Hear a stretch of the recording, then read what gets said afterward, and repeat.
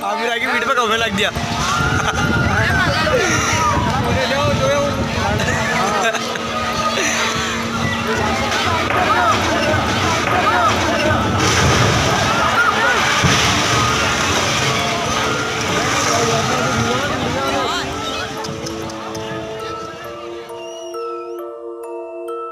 Theme parks are often a haven of joy, excitement, and family fun.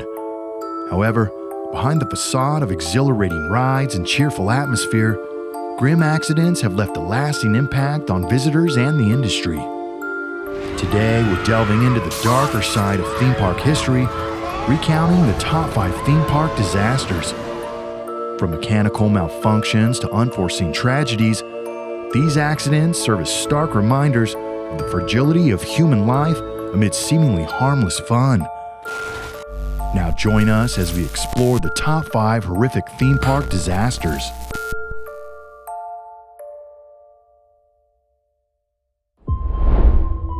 Number 1. Verruckt Water Slide, Schlitterbahn Water Park, Kansas. I can confirm that the official measurement for Verruckt is 168 feet 7 inches, which is a new Guinness World Records achievement. The Verruckt Water Slide boasted an impressive record as the tallest water slide in the world, towering at over 17 stories tall with a height of 168 feet. The slide allows up to 3 riders to board an oval raft, which then plummets down its nearly vertical drop, reaching speeds up to 68 miles per hour. Once they reach the bottom of the drop, they then shoot up a 50-foot tall incline, the equivalent of a 5-story building, before plummeting back down one last steep slope. Finally, they slow down by hitting a water-filled trough at the end of the slide. Caleb, filled with anticipation, joined the line of excited individuals waiting to experience the exhilaration of Verruckt. Its sheer magnitude and reputation added to Caleb's excitement and the allure of the ride. Caleb climbed the 264 steps to the top of the giant slide, and upon reaching the summit of the platform, his view extended across the expanse of Kansas City. Positioned at the front of the raft, he was fastened securely to his seat by an employee using a Velcro belt and a shoulder strap. Following behind him were 2 young women, one aged 32 and the other 25. The conveyor belt pushed the raft along until it tipped over the edge. Suddenly, it plummeted downward at over 70 miles per hour, creating a feeling of free falling. Within moments, the raft ascended to the base of the hill and ascended the second 55-foot incline. However, instead of remaining within the fiberglass flume and cresting the hill, the raft was propelled into the air.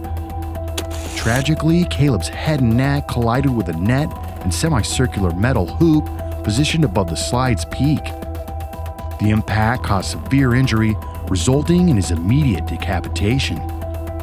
His head and body were ejected from the raft, landing on the chute below.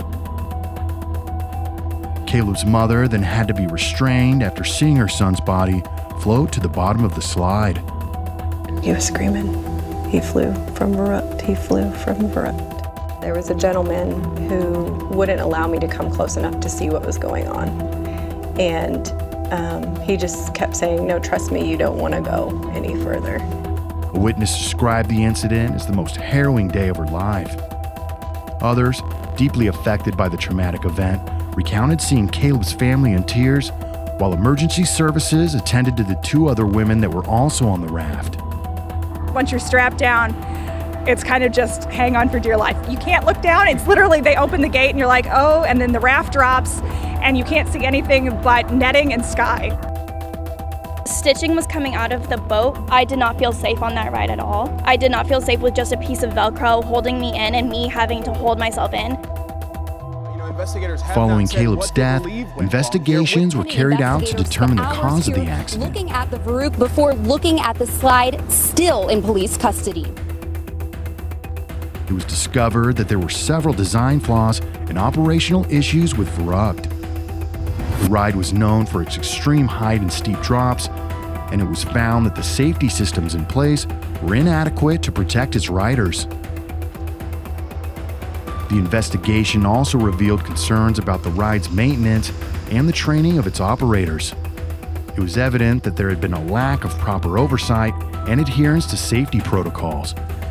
These revelations raised serious doubts about the overall safety of the attraction. As a result of the investigation's findings, it was determined that Verruckt could no longer be reopened without significant modifications and improvements.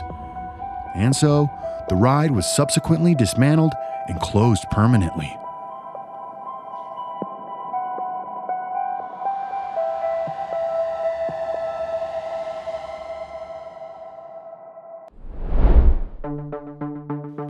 Number 2. Discovery Ride, Pakistan. In July of 2018, a tragic accident occurred at the Askari amusement park in Karachi, Pakistan. 2 people lost their lives and 11 other people were injured when the Discovery Ride snapped in half. The Discovery Ride is a pendulum style that can swing riders back and forth while also spinning a complete 360-degree rotation. This type of ride features a circular gondola that rotates as it swings back and forth. 2 days before opening, the park's managing director had mentioned that no safety inspectors had visited nor certified the ride that had been imported from China. The problem was that there was no laws at the time designating a governing body over the theme park, and so it was essentially able to operate as it wished under its own safety standards. That day, the park was busy and park patrons lined up en masse to try out the new Discovery Ride. At the time of the incident, park goers could ride it for free due to it still being in its trial stages. This stage normally has stringent procedures and guidelines. It's also normally not open to any members of the public due to obvious safety concerns. However, without any governing body managing these procedures, park management gladly opened the ride up to everyone, using them as guinea pigs to test the ride's operation. Being that the ride was free, people piled on, completely filling every seat and maxing out its weight limits. When the ride started, all seemed fine as the pendulum swayed back and forth, slowly gaining speed and height. The platform began to spin with guests screaming with excitement. Park patrons caught the entire tragedy on video as they watched the ride go higher and higher.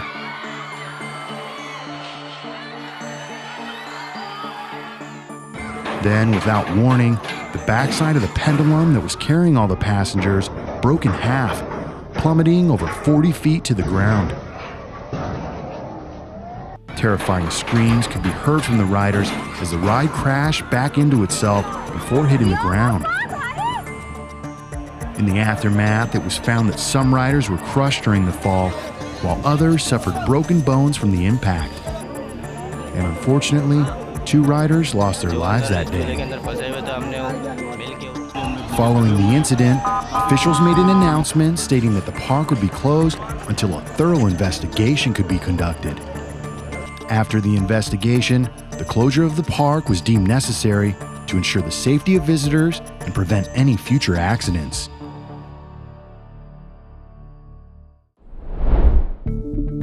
Number 3.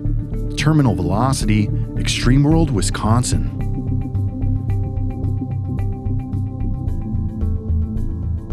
In July 2010, a brutal accident occurred at Extreme World in Wisconsin Dells involving a 12-year-old girl named Tegan Marty from Florida. The young girl fell a deadly 100 feet to the ground with no rope or safety net. Tegan's curiosity about the ride was first sparked when she saw it featured on the Travel Channel. Despite the risks, she strongly desired to experience the thrill of free falling, and so her parents obliged. Little did she know that her decision would lead to a life-changing event. The thrilling ride, Terminal Velocity, begins with a rider and operator being raised to the top of a 165-foot scaffolding structure. They're raised slowly with a cable system within a small platform. Once at the top, the rider is unhooked and with no restraints, they are left to free fall through the bottom of the platform, falling at speeds that can reach an impressive 52 miles per hour. However, when Tegan was released, the landing net was still on the ground, not positioned to catch her fall. Not knowing this, the ride operator released Tegan before ensuring it was properly in place. Tegan screamed in terror as she began free-falling straight for the ground. Her parents watched in horror as she gained speed and hit the ground 100 feet below. The nearby workers ran to her side expecting to see her lifeless body when they noticed she was still breathing. Miraculously, Tegan had survived the 100-foot fall but was seriously injured. My husband came, he thought she was dead, and then he tried to do the breathing and her teeth were clenched so tight. It was the worst day of my life. She landed on her back, suffering skull fractures, brain swelling, multiple spinal and pelvic fractures, and intestinal lacerations. The operator later told police he blanked out. In response to the accident, the park acknowledged that the operator error was to blame. After the accident, they released a statement to CBS News explaining that the ride operator was on leave for mental health reasons. The operator involved in the accident was charged and pleaded no contest to second-degree reckless injury. Tegan, believed to have been paralyzed following her fall from terminal velocity, dedicated herself to intense physical therapy, spending 3 hours a day, 5 days a week at the hospital. The therapist worked tirelessly with her, helping her regain her strength and mobility. Through sheer determination, Tegan was walking again 6 months after the accident. And while the family did win a lawsuit against the park, no amount of money could ever repair the damage done to Tegan's body.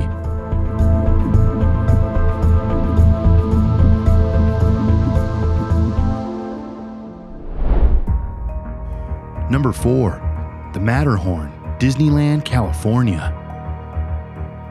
In 1984, during a visit to Disneyland in California, a woman named Regina Young experienced a tragic accident while riding the iconic Matterhorn bobsleds. While enjoying the thrill of the ride, Regina was unexpectedly thrown from her seat and subsequently run over by another bobsled. The day started off as any other day at Disneyland, magical and happy. Regina had saved her money for months to visit the theme park with 4 of her friends. After a fun-filled day, they decided to end it by riding the iconic Matterhorn. The Matterhorn ride operates using a combination of steel tracks and bobsled-like vehicles. Riders ascend to the top of the mountain aboard a ski lift-style conveyor belt, offering breathtaking views of the park below.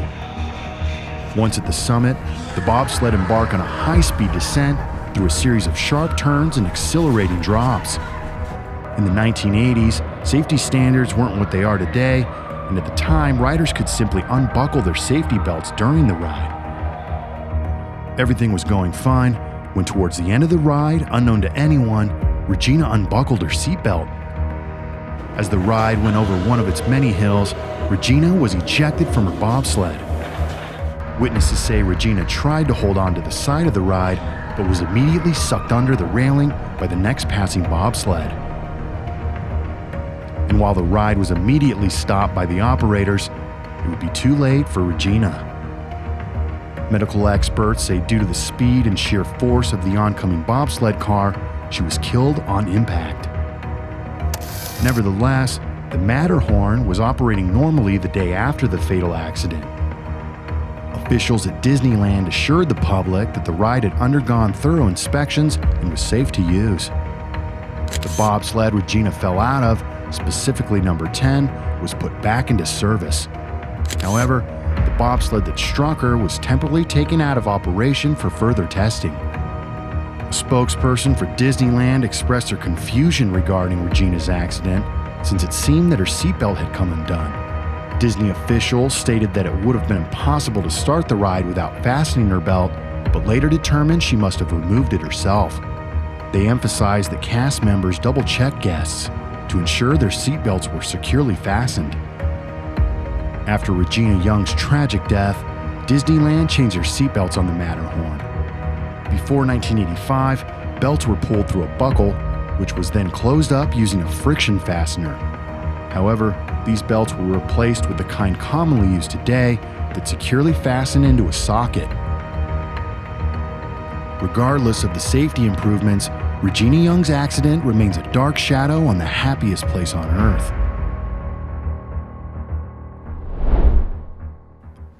Number 5. Raging River, Adventureland, Iowa.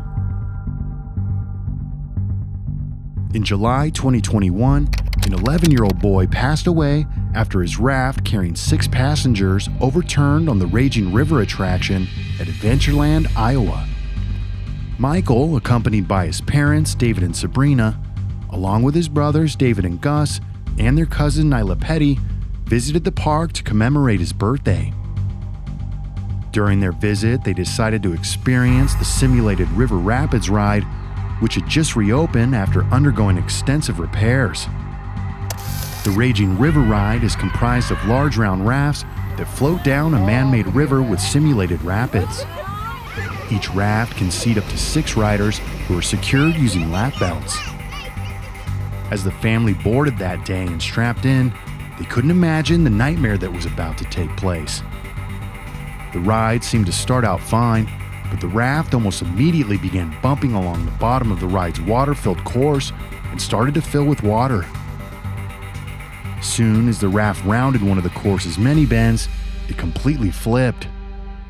During the flip, the father sustained a dislocated shoulder but was able to escape it. However, Michael and younger David, who were seated next to each other and secured by a shared seatbelt, became submerged underwater for over 10 minutes. It wasn't until a fellow passenger from a different raft and workers nearby intervened that they were eventually able to rescue the trapped boys. The boys were quickly taken by ambulance to the hospital, but Michael was pronounced dead on arrival. His brother David was placed in a medically induced coma and was barely responsive for over a month before slowly recovering. Following the incident, the Raging River attraction was temporarily closed to ensure the safety of its visitors. However, in February 2023, the ride closed permanently. This afternoon, the family that lost one of their sons on a ride at Adventureland is now suing the park. In June 2022, the victim's family filed a lawsuit against Adventureland. Separately, they filed an action against Iowa in September of 2022. The case against Adventureland is scheduled to go to trial in March 2024. While theme parks provide happy memories for most families, they aren't without their own dark history. These deadly accidents serve as a stark reminder that safety should never be compromised, and that even though they can be the happiest places in the world, they still can be the most dangerous. Well, that's going to do it for today's episode. If you'd like to see more content like it, feel free to subscribe to our channel for more. As always, thank you for watching. This is Josh with Bizarre Legends.